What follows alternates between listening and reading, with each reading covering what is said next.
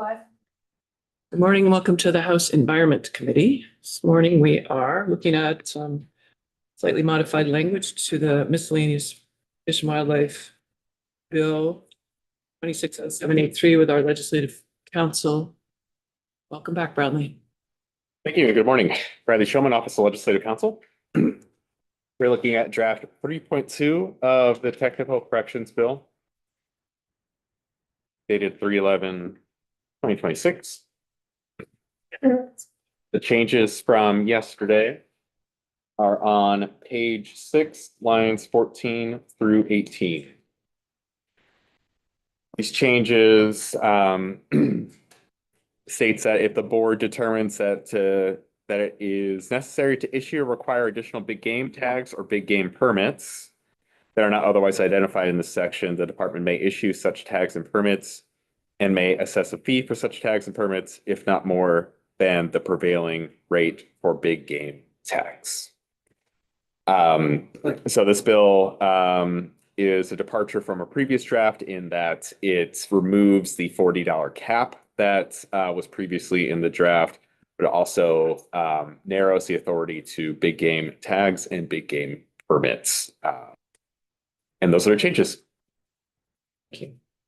Do members have questions, comments on these changes?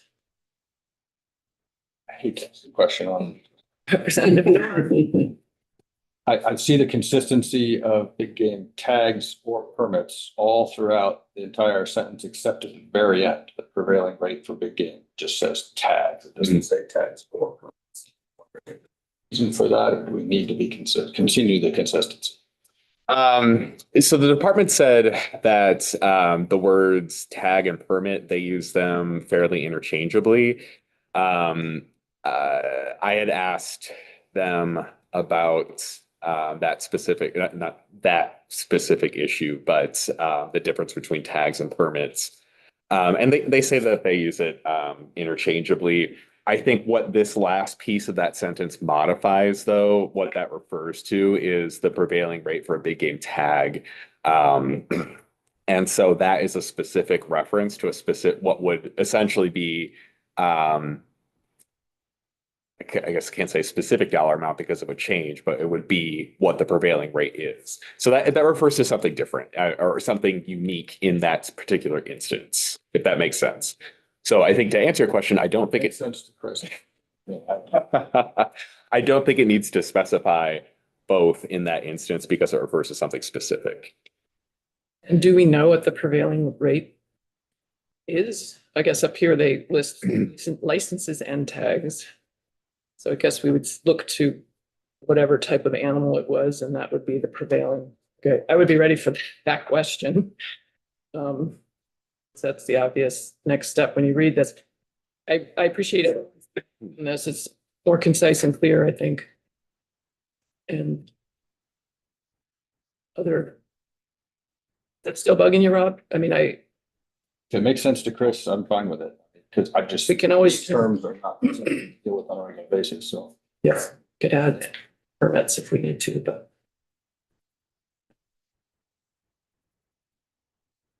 You okay with it? Yeah, I mean, does it, I am, you know, I mean, can you consider that a reference to that line? Does it need to be that specific to end it with the prevailing rate for big game tags and permits? I mean, we can change it to, you know, if we want to take a belt and suspenders approach to it, you know, we can change it. You know, I think my reading of this piece, and I have, you know, I think either way is fine. You know, my reading of this is that it refers to the prevailing rate for big game tags. And then so what a person would do is look at the statute, see what those prevailing rates are, and make that determination based on that piece. I guess every permit has a tag. And to clarify something, but it wouldn't be, you know, hunters making the determination what that rate is. It would be the department making a determination what that rate is. Though I suppose someone could determine whether or not that is actually the prevailing rate by referring to the statute, what the big game tag is. Suffice to say, this refers to something in the statute. Let me just look at something quick. So the tag is in statute. I mean, the tag, I mean, we could see above, we see a bear tag, deer archery tags, things like that. And so presumably the prevailing rate for a big game tag, if they wanted another deer tag, it'd be $23. If they wanted another bear tag, it'd be $5. Presumably. But this does give the department discretion to make that determination themselves.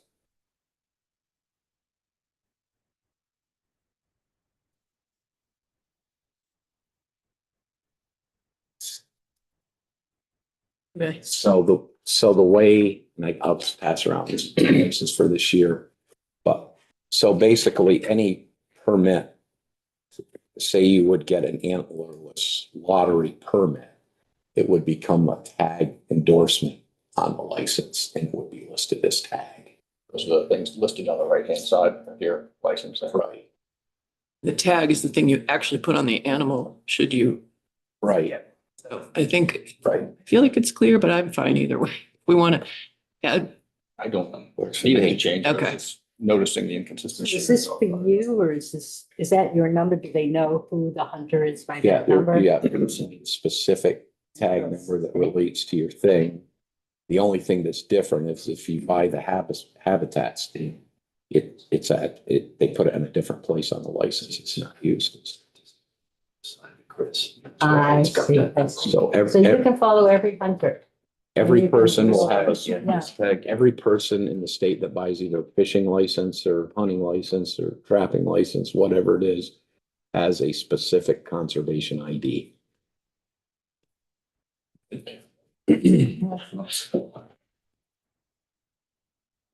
many of them. All right. Any further discussion on this bill? Is there a motion to approve? Like, So moved by Representative Tagliavia, seconded by Representative Pritchard to approve draft 3.2 of 260783 affirmatively. Are you ready? Maybe we should pause for a moment. I'm just curious. Yes, I think it's To great. look. Yeah. Yeah, I've never seen this Yeah. before. Yeah. But I apologize. So once you apply for the lottery, there's a moose lottery, there's a antlerless deer lottery. Once you apply for that and get accepted, you put that endorsement on the license and it becomes listed as a tag. Interesting. Great. No, that's helpful. Yeah. Helpful context. Thank you. Is there further discussion? That's good. Just, can I ask, the draft date was yesterday? When I did this draft, it was yesterday. Yes. 3/11/2026. Kate's just arriving. Good morning. We are in the midst of a motion to approve the. Just in time. I made Like it. a moment, Oh, you're there's right. No, I'm good. some slightly modified language Oh, at okay. the end. So sorry. Yeah, It's, thanks. we've all found it clear. If you, Okay. we're happy to let you take a look if you just This paragraph here. Right. So just big game, game and some, prevailing rate for big game tax. and the modifiers in there were removed by an English major on the committee. Thank you. And an English name. Yeah. Which is great. It's much more succinct and clear and it was redundant. And could somebody remind me what big game we might be talking about? Big game in the state of Vermont is deer, turkey, moose, What other Bear. big game might? and bear. I'm sorry, and bear. So what other, Everything else is considered small game. right, so what other big game might there be or what? There isn't, Not in this state. not in the state, not. It's here, but we all listed Yeah, aspirationally. So, I mean, okay, what need would there be for additional big game tags or big game permits? well, you don't get tags for small game. Right, but Like a it's second- additional big game tags. So, for example, this year they changed the deer rules. So you have the ability to get a second buck tag depending on, there's, specific things that you have to meet. So So once you do that, then you can apply for it. They verify that it's good and you can get the endorsement. The problem is this year that everybody that does that will get it for free. I see. There's no charge because they couldn't assess a charge. Thank So you. what the commissioner wants to do is just if they have a lottery season or something like this. And there used to be years ago, there used to be a second buck tag. But when they changed the rules to $1 a year, Have to change. did it, well, they took that tag off the, so you couldn't get the endorsement. So Right. Okay, thank you so much. Great. Further discussion? All right, will the clerk please commence to call the roll? Yeah. So we had a motion and a second. We did, just write it Okay, I down. missed it. It was Tagliavia moved. I don't know if you keep track of the No, motion. I Oh, don't, yeah. Tagliavia moved and Pritchard I seconded. didn't know if it was the second. Okay, Representative Austin, yeah. Representative Chafin? Yes. Representative Hoyt, Yes. Representative Labor, Yes. Representative Logan? Yes. Representative Morris, Yes. Representative Nor, Yes. Representative Pritchard, yes, and I'm assuming Representative Sakowitz is not voting. It's not for the vote. Representative Taglia Yes. and Representative Sheldon. Yes. Great. All right, Representative Pritchard will be reporting this bill. It has a slightly different path to the clerk because it's a committee bill. So it has a slight delay. It has to get a number on the floor and then be on the calendar. So we'll just watch for it and it probably will go to Ways and Means. yes. So, And I talked to Representative Kornheiser yesterday about it Okay. and showed her what the present language was. So, okay, great. All right, thank you so much, Bradley. yeah, Thank you very much. Thank you, Brett. And I will send a clean copy of the bill, Kat.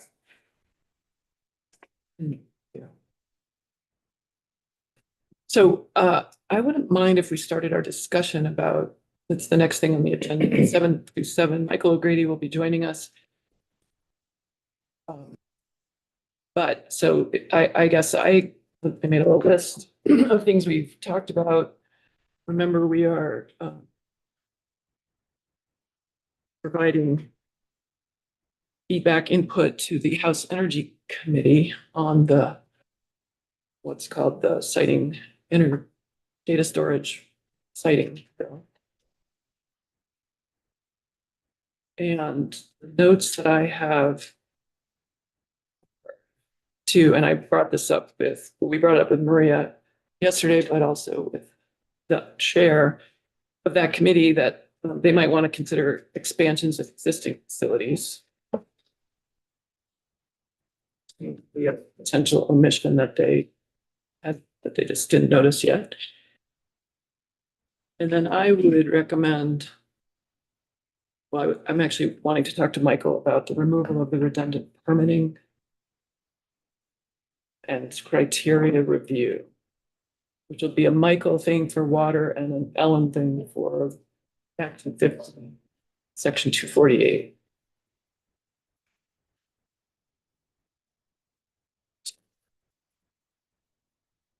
Is this the latest draft that's on our thing today? Yeah, do you have the latest draft from that committee, or should we go to their, we could go to their webpage for the latest, if you. This is the one that I got from their committee page. Okay, great. Presume it's the latest. Yeah. It might.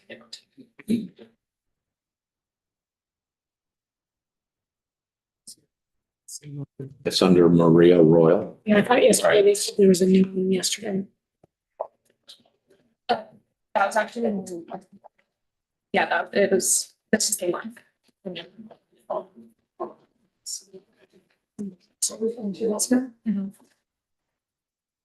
Actually, I see a 1.3 under Maria's name today on their webpage. Okay. That's So they it. have some gray and blue additions. Okay, I should add that. Sorry. So the yellow are what we saw in the draft we looked at. Yep, gray and blue will be after they took testimony. You see 1.3 Do you from yesterday at 7. you have green and blue? Yeah, I okay. don't have green, no. So. We gotta refresh that. We have to do it, I have to check the website. So a question about Act 3 because of redundancy. Did we maybe wanted to share with the committee our question about what, sort of between 1 and 20 megawatts and we still haven't heard a reasoning. It's not the one, I have that on my list. Why it's 20 not on now? our, it's not the one we have. Why 20 megawatts? It's it look like now. It's a cliff. It's just like, so you go up to 19.5, you get nothing in 20, boom. I asked TJ after we broke and he said that 20 is a pretty low limit for what's expected for these and we should ask Representative Sibilia, since she's the main person behind the bill, how she chose that. But I did bring that up with Kath, just like, and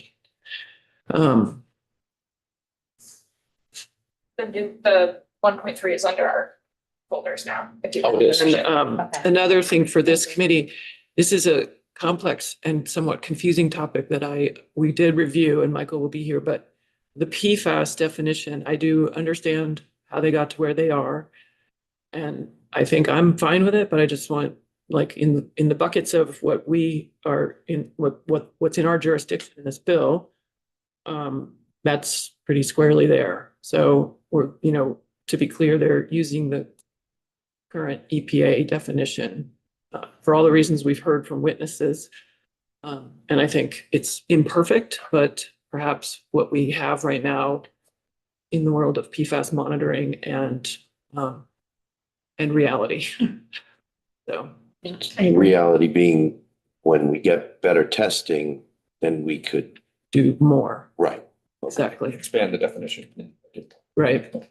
I think Definitions, those three kind of classes, classes, as well as molecular structure. yes.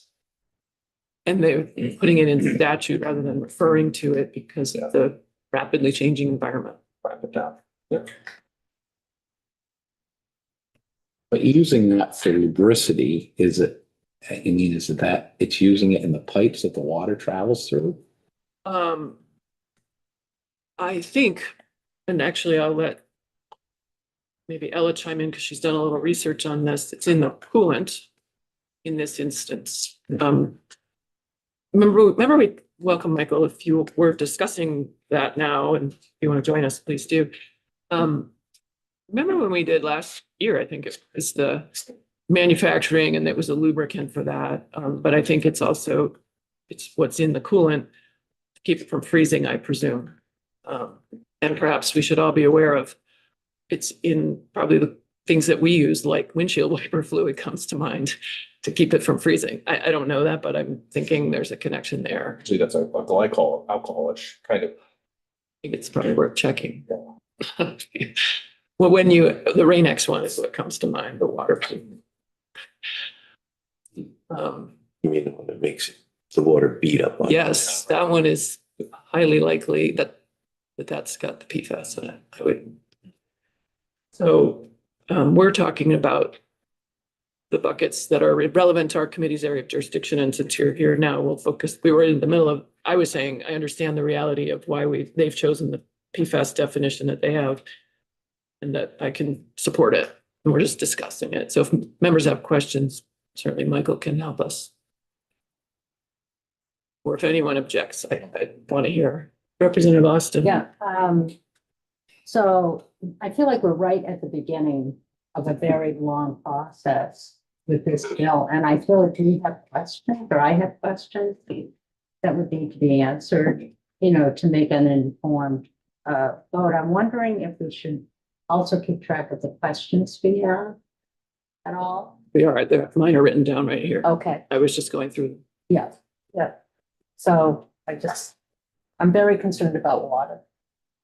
And I'm just very, very concerned in the future of clean water. So I don't know if, I think that's what this is addressing. yeah, And so I would ask you to consider So we're in a moment of working with another committee that's worked on a bill. Yep. Maybe we got it a little bit late in the process. But what we're gonna decide today is if our concerns are enough to ask for the bill, or I think where I was hoping to head is give them our concerns and ask them to make changes. And if they're willing to do that, we keep the bill on schedule, which will be voted out tomorrow in their committee. Yeah. So I'll Okay. caution you to dig too deep into in process and underway with actually, I think, and just making sure that what you see here is what I would see here is supporting your concerns. I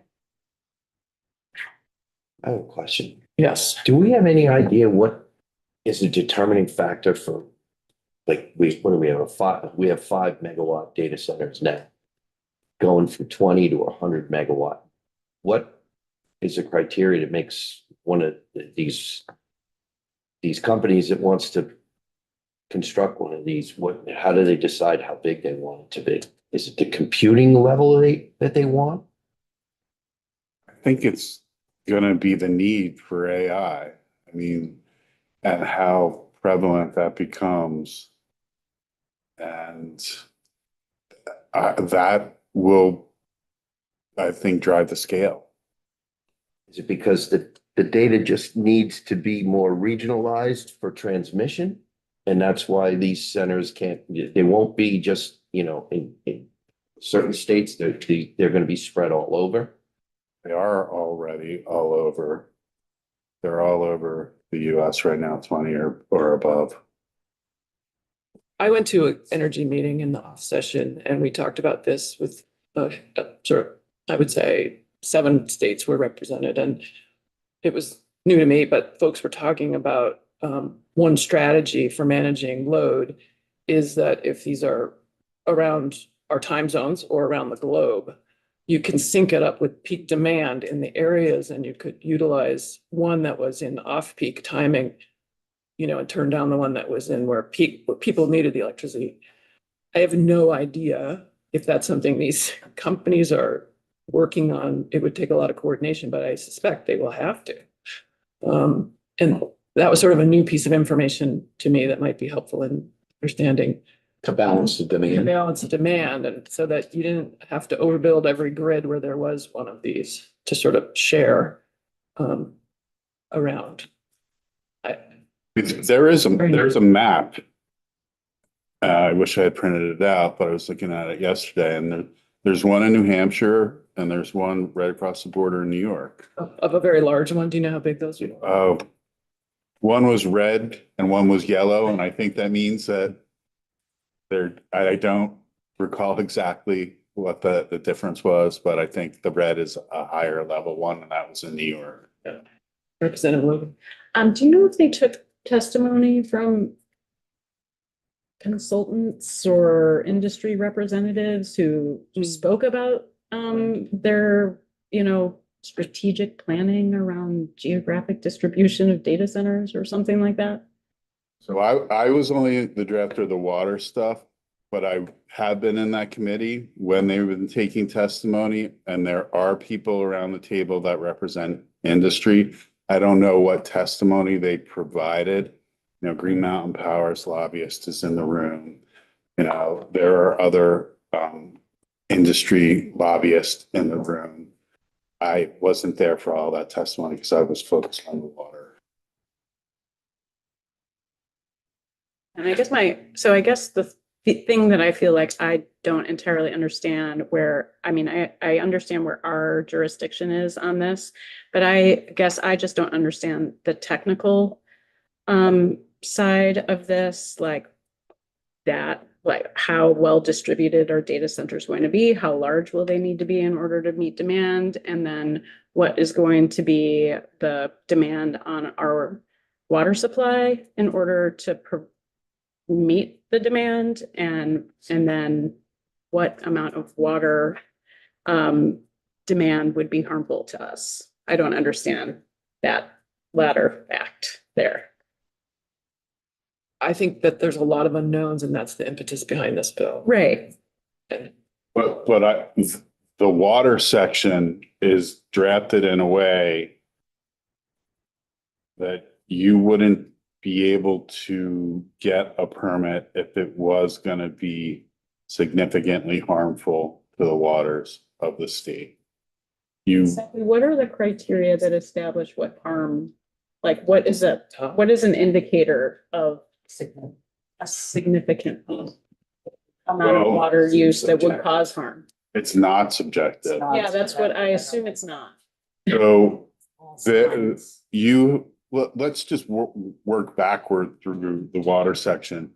You need to get a 401 certification, right? And that means a comprehensive assessment of how that proposed activity, which is going to have a discharge, is going to affect the water quality of the state, and specifically the water segment that it is on. There are usually studies that are required for that, often focusing on aquatic biota and aquatic habitat and how those would be affected. That will look at source, because you can't have aquatic habitat if the source is that significantly harmed or drawn down on. There's a provision in the language that says they can't withdraw during drought, which is generally 7Q10. It's like the lowest, the average flow and in August over 10 days. And so you have protections built in to that language. In addition, they have to get every applicable permit that would be applicable: discharge, surface water, groundwater. What's not listed in there is they're gonna need they're probably gonna have more than 20 people working there, even though we're coming and going, even though they don't need a lot of people. And then they're gonna need a public water system permit. And they're gonna have to test that water. And it has to go through Act 250, which has another cumulative water review. So the studies that would identify the specific harms that could be done to local water supplies would be done as part of the permitting processes? Yes. Like that water section is part of the conditions for that contract, right? Yeah. And so in order to get that contract, you're gonna have to do everything that's in that water section. Representative Tagliavia. The wording in this bill requires only or allows only closed loop, or would allow only closed loop. Is that correct? Unless the district commission and the Act 250 review determines that the closed loop is not feasible. Okay. And then if you're gonna use groundwater to cool, you need a groundwater withdrawal permit. If you're gonna use surface water to cool, you need a surface water withdrawal permit.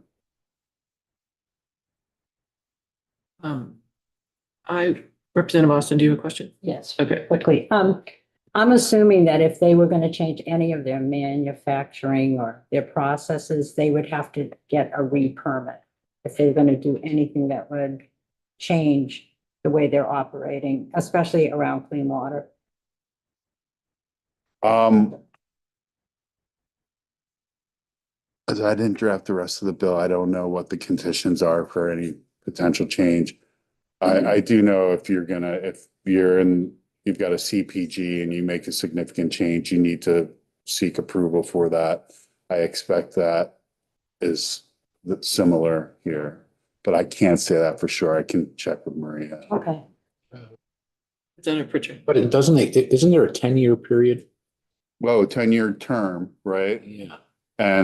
But that doesn't mean you get to do whatever you want. No. The 10-year No. term. Why is it so long? Oh, I think these CPGs and such that's a pretty average term.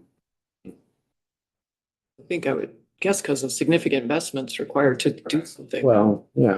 Like a FERC dam is 40. Michael, I would like to talk about the bottom of page 12. And the testimony, just to help clarify some of what we're hearing. On line 11, obtaining all applicable water quality permits from the agency, and it has a list. Really Coster brought up a concern with this, but when I went back and read it, it says all applicable. I mean, I think there was concern at the agency about somehow requiring them to apply for unnecessary permits, or I'm not sure I understand the concern, and can you help with that? I mean, you can change the term applicable to all permits required by the Agency of Natural Resources. Including. I think that's an overread, but it's easily addressed. It's the upper. It's earlier in that section, Okay, what do you think? where it's let's see, subsection C. I wonder if they changed it. No, they didn't change it. I went right after we took testimony, I went and read it. It used to say like, we'll get a groundwater permit. Even if it's not, Did you change that word applicable in the last few hours? I'm sorry, Have you made edits in the last 24 hours? no, I haven't. So, okay, I will. I'm okay with that then the way it is. And then I just want to understand You're okay with applicable? I think I'm okay. Okay. Others. And then online, the 401 water quality certification, I also am okay with this, but I just want to hear in your words how you would explain this one more time, just so I'm sure I understand. Because I guess what I'm not understanding really is the flexibility this might provide for the other, like the PFAS. We did talk about it with you, but I just need to hear it again. So, large caveat, because this has never been applied to a state permit before. So how it's going to go, I'm basing that on how the agency applies it for the federal permits. Because right now, a 401 certification is only issued if there's a federal permit that proposes a discharge to state waters. But here you are saying that the agency has to follow that same process for this state permit. And generally what they do is they will look and see what the proposed activity is or what the ongoing activity is. They will see if that activity as proposed or ongoing meets the water quality standards. They will also look at other additional aspects related to that, including, what's its source? What will happen if this activity occurs? How will that affect the water quality of the downstream? They can look at additional factors that are not necessarily permitted, like PFAS, and what contribution that would provide. I mean, technically, PFAS is a waste that is being discharged pollutant, but there is no current standard for its control or effectively effluent limitation. So they can say, hey, if you are discharging this, you need to put in filtration of some sort. And that's a possibility that they do have filtration for it. It's getting better and more effective. There are technologies out there that pilot projects all across the country where they're trying to figure out how to get PFAS out of water.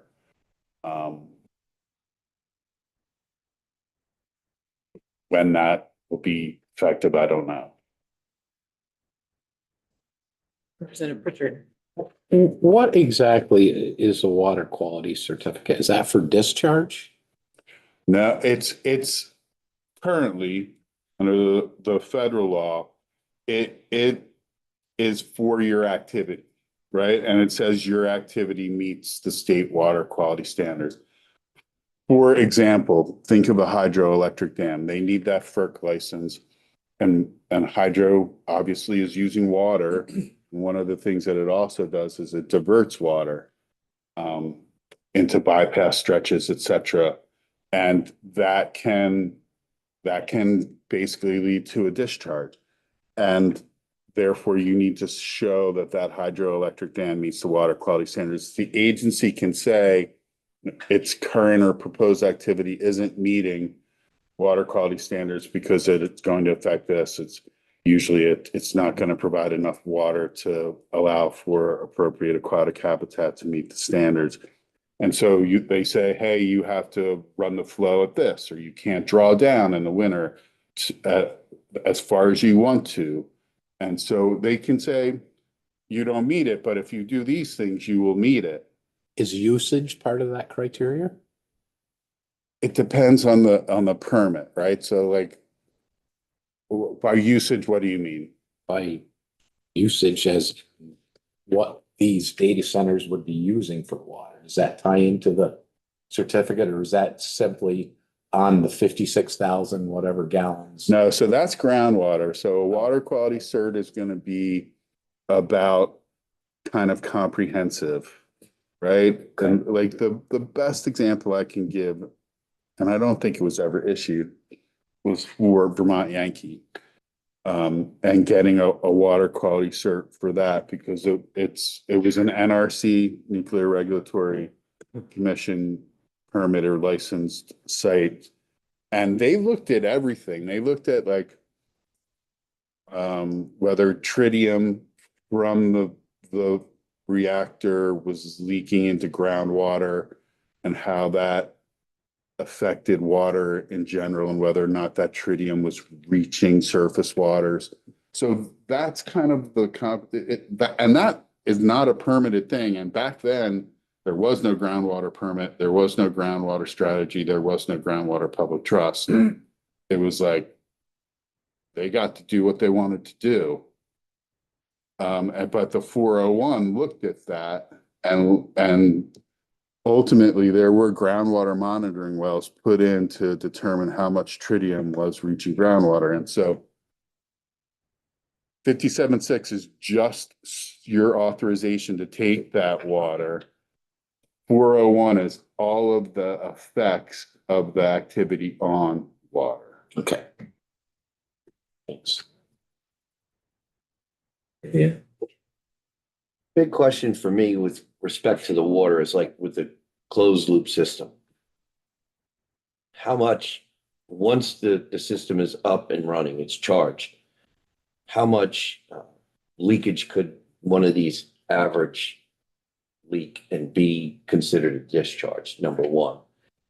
And number two, the next best option, if there was going to be an application for a permit in this state, what would that look like for water usage?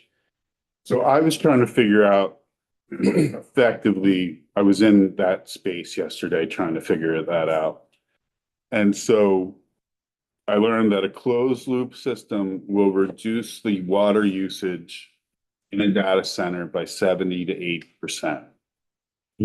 And so what does that mean? Well, it depends on how much water you're using in the first place, right? 80% of 100,000 gallons or 70 to 80% of 500,000. Right. So I tried to figure what the average is, and it really depends on how big the center is. Some of the centers in Virginia, it's over 1 million gallons, right? Well over 1 million gallons. In a closed loop?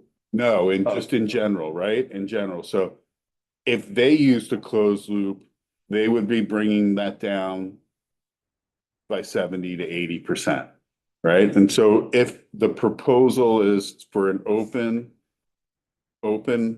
cooling system that's going to use, on average, most of the resources say 500,000 gallons a day, and they go to a closed loop, then it's going to reduce it by 70 to 80%.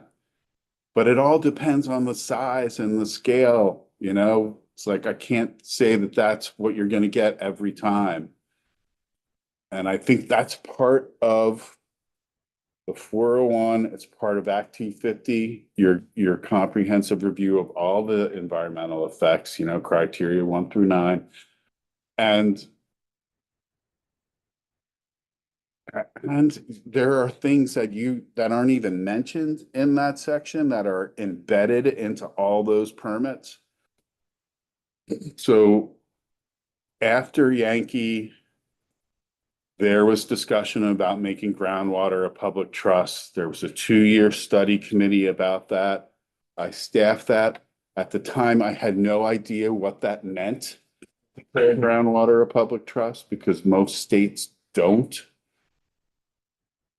Regardless of that, the legislature went forward, declared groundwater a public trust. There was litigation about what that meant.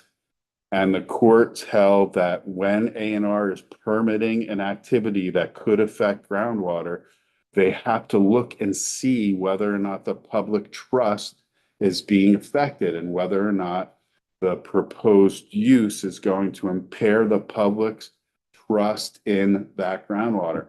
And so the courts directed the agency to have that, what they call the public trust review, for any activity that's going to affect groundwater. That is embedded in what's called the groundwater rule and protection strategy, which is embedded in all of those permits that have an effect on groundwater. And it's pretty much all of A&R's permits where the groundwater rule and protection strategy is embedded. So you don't see that in this language because it is so part of A&R's permitting system, but it's there to protect the public trust in groundwater. Just trying to get a feel for the quantity of water. I'm looking on the web here and there's a plate spill. It's operating 920,000 square feet. It looks like it's in the city of Boston. This is a 30 megawatt place. I'm trying to figure out how, if we're going by 500,000 gallons, it's gotta be, I'm thinking in the city, it's gotta be a closed loop. How else could the water system provide that in the middle of a city? That's what I'm trying to figure out. That is why we are having this conversation. That's why this bill is important for us to keep moving. And I think it's great everyone's interested, but I want us to stay eyes on the prize. I'm just trying to figure out, you know, for us, the water.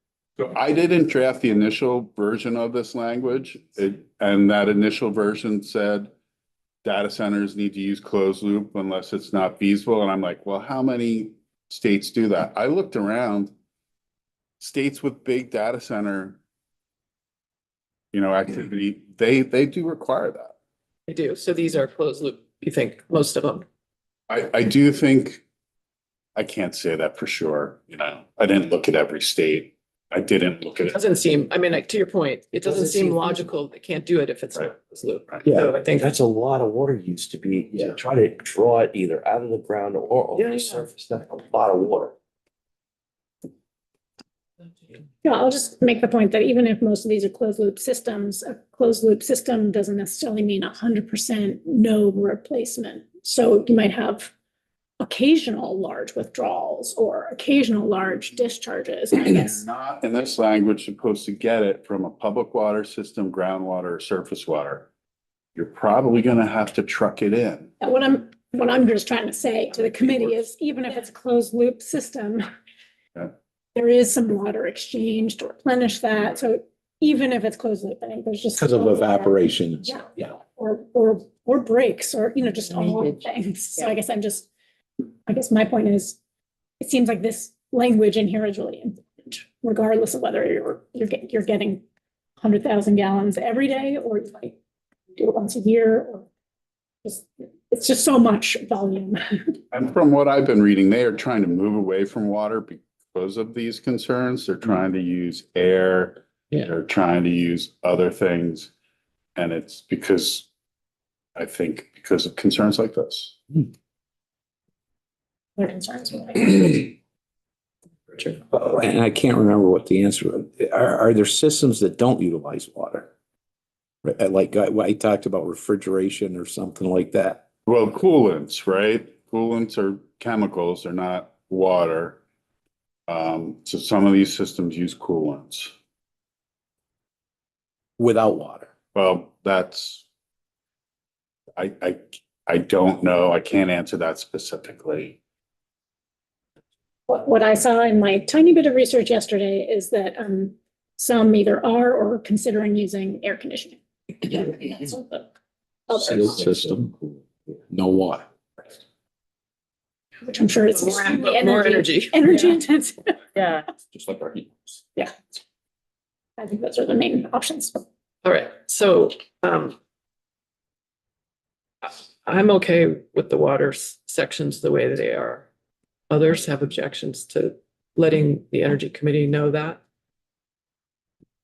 Not seeing any, so what's gonna happen is I'm gonna send a letter with our comments to that committee, and if we have suggested changes, we'll just go to see if they're willing to make them.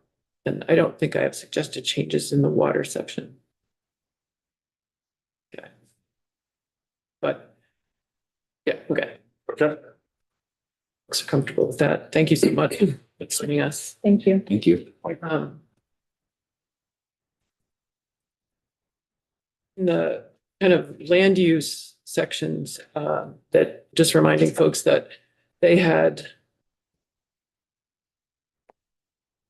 started out with kind of sticking to a kind of more traditional PUC siting review process. But then more recently, they added data centers to definition of development so that that part of the development review would go under Act 250 jurisdiction. And so with that thought, I would encourage them, and they've done this with highlighting in the latest draft, I would encourage them to remove redundant siting review by the PUC, because I think that will be conflicting and confusing and but I think it's just residual language, but I really want to encourage them to work with Ellen to remove that. So they are very much looking for a holistic review, which I think for citing Act 250 provides, and we've taken testimony on that. Rob's nodding. I think he and I are the two people who've served on commissions. Representative Tagliabue. My only question, maybe I misunderstood. I thought they were looking for review under both to try to avoid gaps. Exactly. They will Okay. still, all of the energy aspects will be PUC Okay, in the way it's drafted. And then the more land use and environmental will be land use district commission in the area of the state that this is proposed. And to your point, Representative North, yesterday, thinking about, I think I'd be shocked if it didn't, at least the district commission actually didn't decide it was a major. I mean, I think it would be a major. So I don't think that we need to speak to that again. That's already in the process. That's in statute and rule. Representative Logan. I mean, I guess my only question is, are we regulating at small enough scale with this? For the 20 megawatt thing. Yeah. Yeah, and that's good. I think we can include that as a concern that we have, that we want to make sure they are, solid at their 20 megawatts, what their reasoning is. Yeah, Representative North pointed out that there's already a 9 megawatt data center in Burlington. Actually, that bit of data was the total amount managed by that particular company. I was showing you not that they've site. got. So it's All distributed the though. individual sites are about 1 megawatt. which Okay, they own okay, a that. variety, yeah, like okay, 9 of gotcha. them. Across Across New New England, Yeah. yeah. And my mind here is the expansion of existing facilities is just Yeah. making sure that's drawn to their attention and that they want to address that. Yeah. Representative Chapin. But to that point, there is a 1 megawatt facility already right in Williston. Yeah, they said we had a number of them in the state already in Chittenden County. And Done for I'm state. presuming they're adjacent to a facility or part of a regional, another business in Vermont. And I'm presuming those data centers, even at, 0.5 to 1 kilowatt went through Act 250. I'm curious about why we'd want any data center under 20 megawatts not to go through, even if it's on a smaller parcel of land. I think it's the 10-acre threshold that we're talking about, whether Right. a data center would or would not trigger Act 250 review. And I guess I'm just curious, would we want small data centers not to trigger Act 250 review? I wouldn't presume they went through Act 250 because they could be in a 10-acre town.